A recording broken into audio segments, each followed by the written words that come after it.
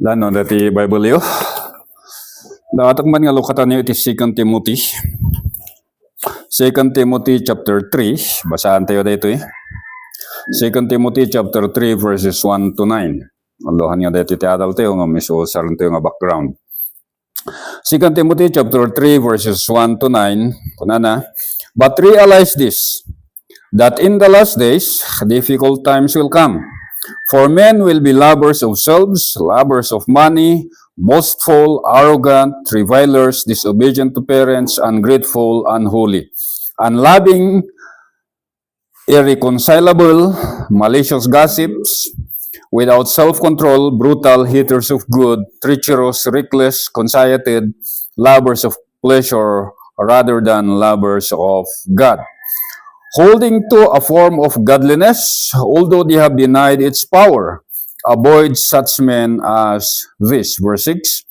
Among them are those who enter the household and captivate weak women weighed down with sins, led by various impulses, always learning and never able to come to the knowledge of the truth. Just as Jannes and Jambres opposed Moses, so these men also oppose the truth, men of depraved mind, rejected in regard to the faith. Last verse.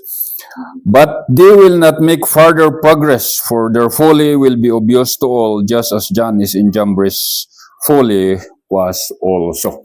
So, sa ating binasa sa umagang ito, makikita po natin kung ano yung climate or the scene in the last days, na kung saan, sabi nga natin ay kasama na tayo dito yung kung anong last days. Kasi yung mga nag-aaral ng eschatology, sabi nila, we are in the last days. Ewan ko kung there is such a thing as last days. But anyway, sa ating nabasa, ito yung mga buhay ng mga tao sa ngayon. And one of the sad reality, even Christians are not exempted. Kasama pa rin po tayo sa mga tinutukoy dito. Na kung saan, kung titignan natin, lahat naman nakikita natin ang mga ito. Lovers of selves, lovers of money, mas lalo na sa Pilipinas. Sabi nila, ilang trilyon ang ginastos ng Amerika sa pagbomba ng Iran? Trilyon daw yon. Pero sa Pilipinas, billions ang nawala sa ilang iglap dahil sa flood control. Kaya mas mayaman daw ang Pilipinas kaysa sa Amerika. So, lovers of money, boastful, arrogant, at lahat ng mga ito, nagigita natin, pati na itong isa ito, disobedient to parents. So, lahat ng mga ito nakikita natin sa ngayon, na kung saan sinasabi ng Banal na Espiritu ay ito yung mga katangian ng mga tao na ating makikita. So, as a believer, ano sa atin ngayon? So, sa ating pag-aaral sa Ephesians, dito po natin makikita na kung saan sabi ng Banal na Espiritu that we are to walk wisely. So, in imitating Christ, sa pagsunod sa ating Diyos, sabi po, we are to walk wisely. Kailangan maging pantas po tayo. At yun po yung ating nakita sa verse 15 sa ating pinag-aralan last Sunday, na kung saan sabi doon, therefore be careful on how you walk, not as unwise but as wise. So sabi po doon na kailangan po natin na mamuhay o lumakad bilang isang wise, matalino, or pantas. Kailangan po nating maging pantas. Na kung saan, alam po natin kung ano yung ating mga ginagawa. So, sa King James, sabi po, walk circumspectly. At nakita natin, ano ba yung word na circumspectly? Exactly, diligently, talagang yung sakto. At sabi pa nga, sinasabi dito na talagang highly accurate. Hindi lang siya basta accurate, pero highly accurate or extremely accurate or very exact.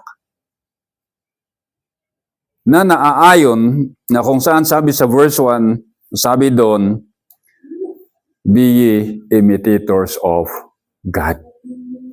So walk exactly in that calling na kung saan tinawag tayo as imitators of God. Kaya we are to walk wisdom kasi yung mga paligid natin, yun yung ating mga nakikita. Wag po natin hayaan na tayo ay makigawa sa kanilang mga ginagawa. Kaya, so sa ating outline po, sabi po, walking wisely sa verse 15 to 20. Walking wisely sa verse 15 is walk circumspectly. Sa verse 16, walk buying up the God-given opportunities. Sa verse 17 is walk discerningly. Sa verse 18 to 20, walk filled with the Holy Spirit.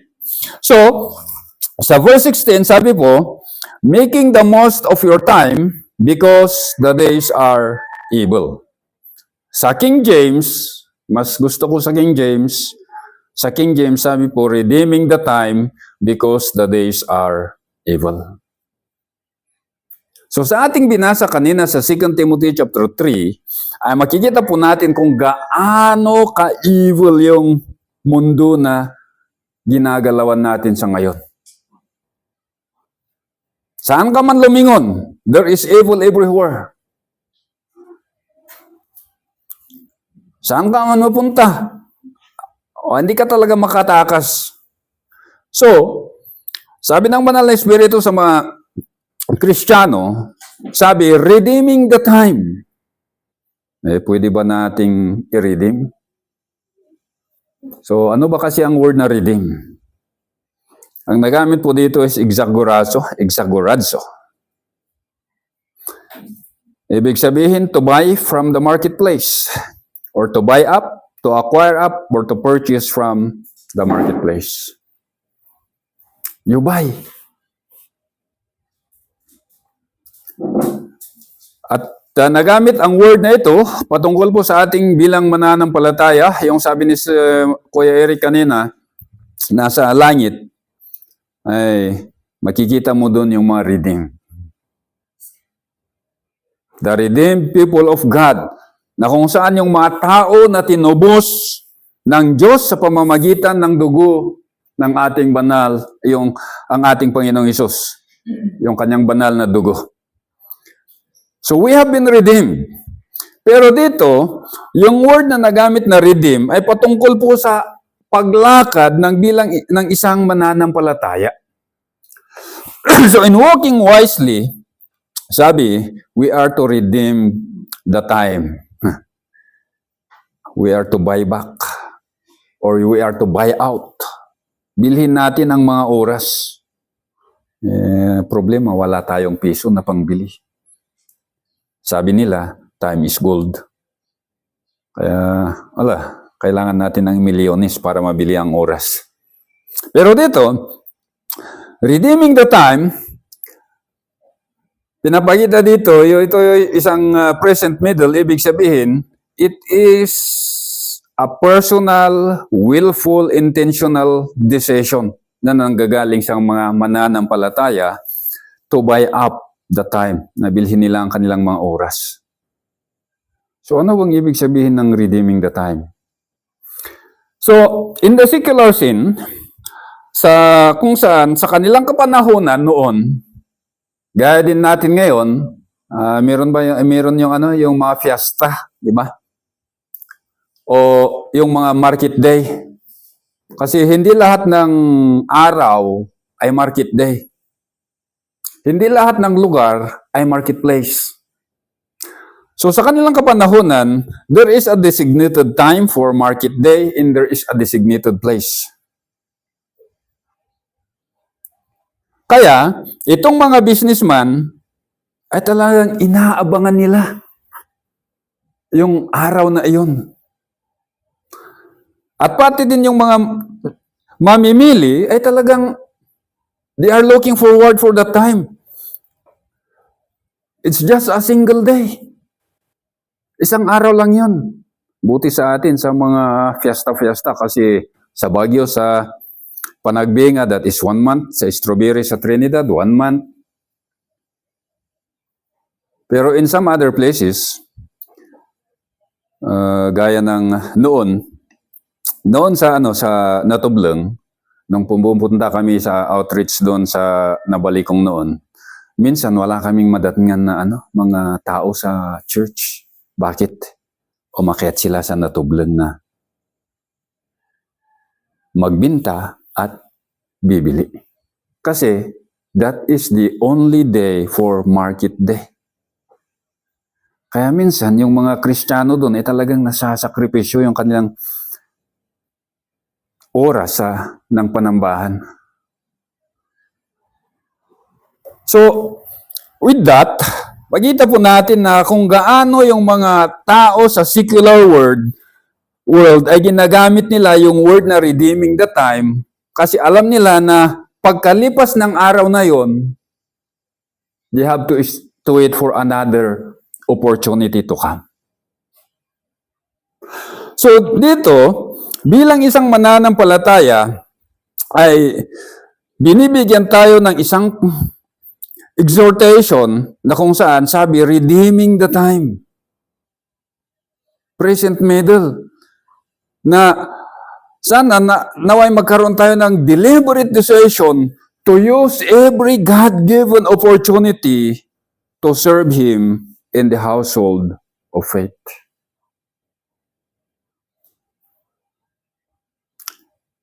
Kaya sabi ko sa Diyos, Lord,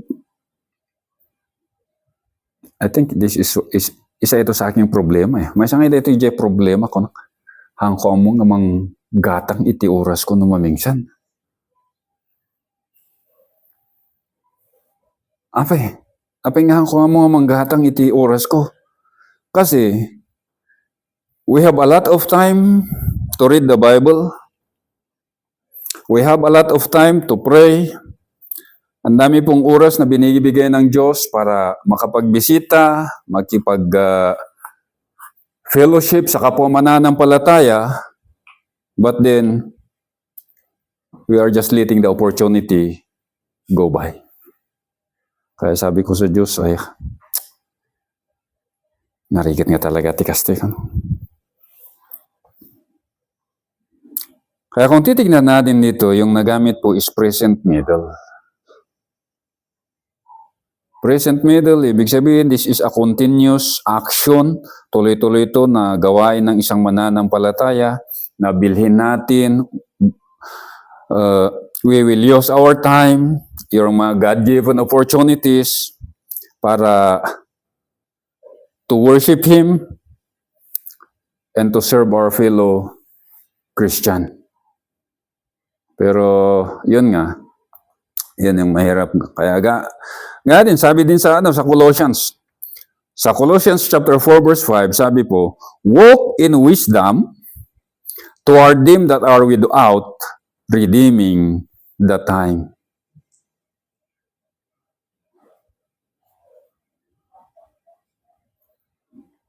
Redeeming the time. Kaya, ang nagamit dito, yung walk is present imperative. Kaya, kung titingnan natin sa ating lesson na kung saan sabi is walking wisely, ay talagang isa ito na kautusan para sa isang mananampalataya that we are to walk in wisdom. Redeeming the time. At sabi pa sa Galatians chapter 6 verse 10, as we have therefore opportunities, let us do good unto all men, especially to them who are of the household of faith. As we have opportunities. Yung opportunity dito is kairos, parehas din sa time sa Ephesians 5:16 na ating pinag-aaralan, the time na talagang specific time. Ibig sabihin, these are God-given opportunities na kung saan dapat nating gamitin to worship, to serve Him and Him alone. Kaya this is a challenge for each one of us na nawa, malinawagan yung ating mga mata na kung saan sabi doon sa ating previous na pinag-aralan that we are the children of light. Nagliwanag ang Diyos sa atin, binuksan po ang ating mga spiritual eyes. We see the evil in our days. Kaya, sabi dito, as a Christian, we are to buy up every God-given opportunities. So, redeeming the time because the days are evil. The days, ito yung binasa natin kanina, na kung saan sabi, in the last days. Sa ating kapanahonan ngayon, hindi natin asahan na magkakaroon ng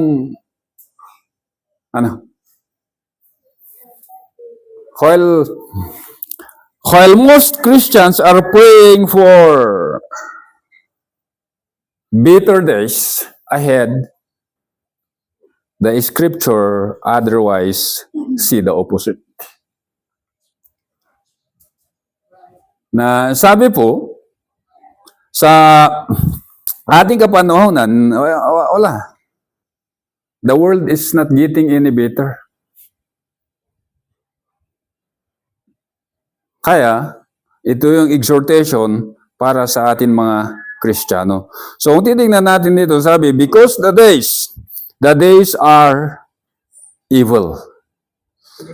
Actually, yung verb na are ay present active indicative.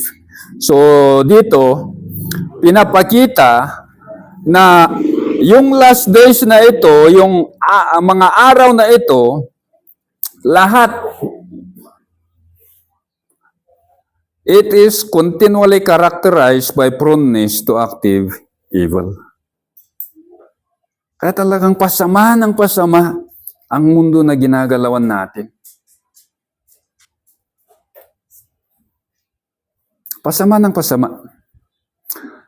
Actually, the word na nagamit dito sa evil is phoneros. Hindi lang siya evil, phoneros. Pag sinabi na phoneros, masama nga siya, may masama pa siyang intensyon para sa kanyang mga tagasunod. Na kung gaano siya kasama, gagawin ka, kung ikaw yung tagasunod niya, gagawin ka na times 2 na mas masama sa kanya. Yun po yung word na phoneros. So, yun po yung characteristic ng mundo na ating ginagalawan sa ngayon. The world is getting darker and darker. Kaya, sabi po sa atin is, redeem the time. You buy up. We use every God-given opportunities to be strengthened spiritually in order that we could encourage yung mga kapwa nating mga mananampalataya. Kaya sa Ephesians 6:13, moving forward, sabi po, Ephesians 6:13, wherefore take unto you the whole armor of God, that ye may be able to withstand in the evil day, in having done all to stand. So sinasabi po dito na we are to put on the whole armor of God. At meron pang warning sa Hebrews chapter 3, verse 12 and 13. Hebrews chapter 3, verse 12 and 13, ito po yung warning. Sabi, take care, brethren, that there not be in any one of you an evil, unbelieving heart that falls away from the living God. But encourage one another day after day, as long as it is called today, so that none of you will be hardened by the deceitfulness of sin. Kaya encourage one another. So we need to buy up the time. We need to use our God-given time to encourage each other. Na alam po natin that our time on earth, kahit pa mabuhay tayo dito ng 70 years, ayaw ko kung saan kangkungan tayo pupulutin. Pahirap ng pahirap. So sa verse 17, sabi, So then do not be foolish, but understand what the will of the Lord is. So we know that the days are evil. Pasama ng pasama ang panahon. So ano nang gagawin natin? So sabi, on the account of this, do not be foolish, but understand what the will of the Lord is. So alam nga natin eh. We read it from the scripture, binasa natin sa salita ng Diyos na ang mundo ay pasama ng pasama. Anong gagawin mo bilang isang mananampalataya? Sasama ka sa kanila. Sabi, do not be foolish. Again, this is a present imperative preceded by the negative me. Na kung saan sinasabi na yung ibang mga mananampalataya, they are acting as foolish. They are fool. Agmaang-maangan na eh. Kasjay. Imbis nga amo da dyan panunod dakat. Hang ko na awatan ko. Kasjay gayam. So, dito, pinapakita that some Christians, even before, are acting foolish. So, itong do not be foolish, it is a command of cessation. Na kung sinasabi, ihinto nyo na yung pagiging foolish nyo. Tama na, sobra na yung ugali na yan. Maging wise naman kayo.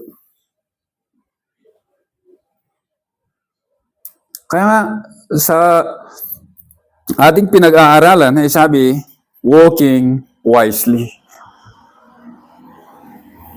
So, this is the sad reality. Ito yung masakit na katotohanan at malungkot na katotohanan that we Christians are acting as foolish. Kaya itong kautusan that do not be foolish, it is a command na binigay sa mga mananampalataya noon sa Ephesians at pati rin sa atin sa ngayon kasi nasa present middle ito. Ibig sabihin that we have to make a personal, willful, and intentional decision na kung naging foolish tayo man sa nakaraan, tama na yan. Kailangan maging pantas na tayo. So foolish, ibig sabihin without understanding or lacking understanding. Hindi naman siya sinabi na walang alam. Actually, the greatest fool in the world ay yung mga matatalino dito. Diba? Nakwento ko na sa inyo yung isang archaeologist sa Israel. Na kung saan, sabi ni Pastor Art, nakita mo sa New Testament, nabasa mo sa New Testament, at nakita mo yung lahat ng ebidensya sa inyong mga hinukay.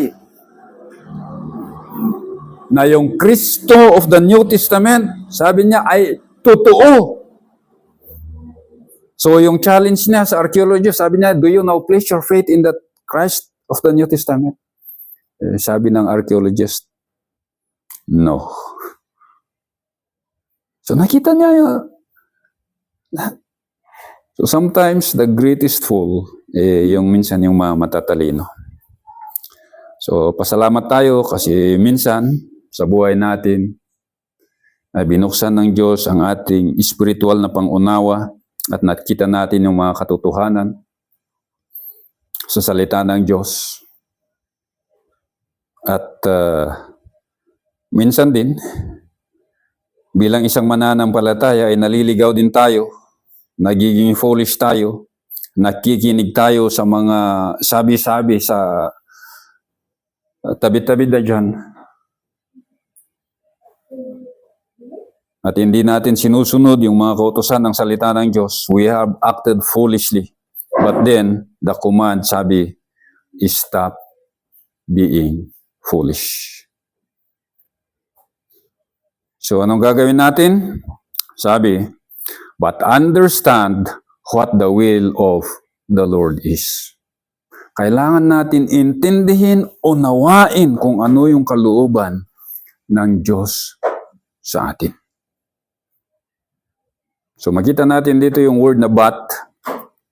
But, ito yung the strongest Greek adversative na pinapakita dito, yung action ng isang mananampalataya, being foolish, at yung action ng mananampalataya, understanding the will of the Lord. Kaya sabi nito, instead of being foolish, ito na ang ating gagawin. Magiging pantas tayo, intindihin natin o nawain natin ang kalooban ng Diyos sa pamamagitan ng Kanyang salita. There is no other way to understand the will of the Lord other than from what is written in the Word of God. Hindi po nakukuha yan sa panaginip, mga kapatid. Baka minsan sabi nyo na naginip kayo, ay, tama, naintindihan ko na kung ano yung plano ng Diyos sa akin.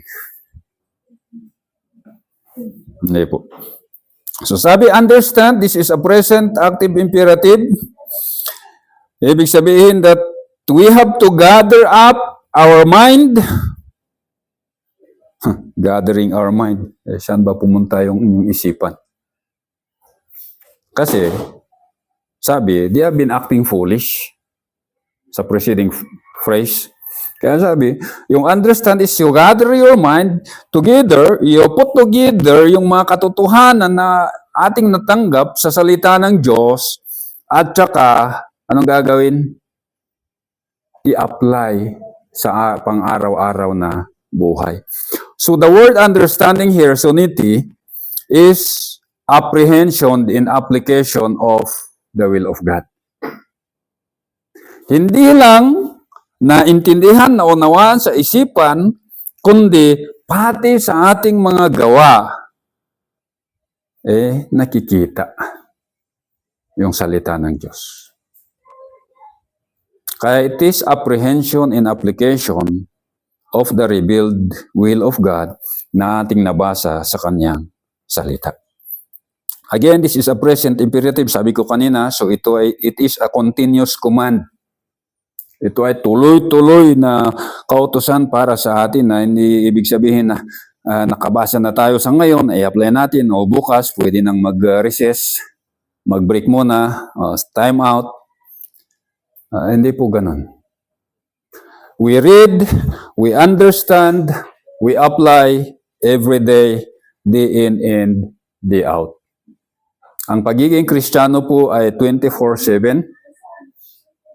Wala pong recess na favorite na subject ng mga mag-aaral. So it is a 24/7. So sabi, understanding the will of the Lord. So yung word na nagamit dito sa will is telema.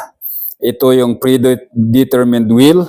Ito yung kalooban ng Diyos para sa ating mga tao. Ano yung kalooban ng Diyos para sa ating mga tao? Ito yung ating pinag-aaralan. That we as Christians, we are to be imitators of God. So mga kapatid, it is very challenging. Kasi itong actually, ang mga Kristiyano, gustong-gusto nila yung first 3 chapter ng Ephesians. Pero pagdating sa chapter 4, mas lalo na from verse 25 hanggang sa ating pinag-aaralan, minsan sabi nila, ayaw ko na yung mga yan. Ang gusto ko lang grace. Ayaw nila ang grace with application. Kaya, Itong ating mga pinag-aaralan actually are the present, or I mean the imperatives, or yung mga negative plus imperatives na kailangan po nating ihinto, yung mga gawa na makasalanan na kailangan mawala sa atin, at saka kung ano yung dapat nating mga gawin. So dito, nakita natin, in walking wisely, we need to buy up every God-given opportunities. Using our time for His glory and His glory alone. At pangalawa natin nakita nga sa ngayon is walking discerningly. Discerning, ibig sabihin, binasa natin yung salita ng Diyos, napakinggan natin kung ano yung naituro sa atin sa Sunday School, sa worship service. Pumunta yon sa ating mga kukote. Paglabas natin, yung mga napakinggan natin ay hindi siya nanatili lamang sa ating mga isipan, bagkus ay ginawa or gagawin natin in real life. Minsan kasi wala yung real life. Ang meron lang sa isipan. So, mga kapatid, may God bless each one of us. Shall we pray? Father God, we thank you for your words na aming binasa at pinag-aralan. We have to admit, Father, that sometimes in our lives, gaya din ng mga Ephesian Christians, sometimes we do not buy up the time or yung mga binibigay nyo na opportunities to do your will sa aming buhay. Father God, we have to admit that somehow along the line, we acted foolish. But Father God, we want to say thank you sa inyong mga reminders sa amin sa umagang ito that we need to buy up our times because we know that the days are evil. Hindi lang sa ngayon, pero even in the days that are coming, pasama ng pasama. And enable us, Lord, by the Word and by the Holy Spirit to be wise Christians para sa buhay namin ay maging ilaw at liwanag sa mga kapwa naming mga mananampalataya. So Father, we thank you and we glorify your name. Lahat ng ito, we pray in the name of our Lord Jesus Christ. Amen.